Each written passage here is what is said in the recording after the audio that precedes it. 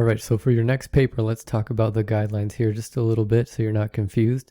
So what you're doing is you're writing a letter, but it's still kind of like an essay.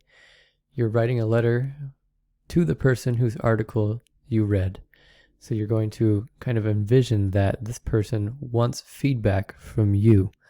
So whatever article you picked, you're going to write to that person and explain what you think is working well in their article and what could be improved.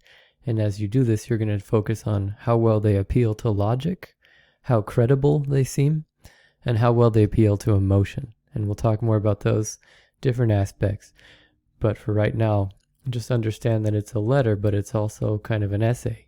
And it's going to have the opportunity to be published in our class magazine again. So definitely read these guidelines, but some useful resources for you. If you look at the sample review letters 1 and 2, these will be helpful for you. And as you look at these, you'll be able to see that they are in fact written like letters, and you can see how they're broken down by section. They're still in MLA format. We have our introduction. We address the author directly, just like we would in a real letter. We want to make this feel professional, but also warm and personal, so that this person feels validated by your feedback. You're going to have your intro and then your summary of the article. Notice it's all written in the second person to the author.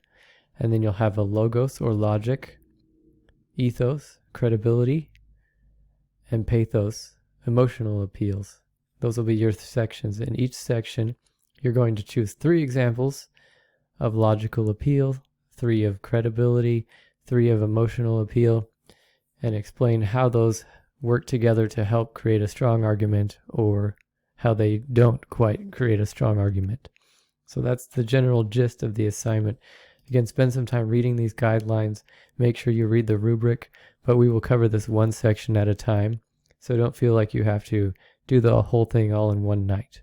That's just kind of a general overview of what we're going to be writing over the next couple weeks.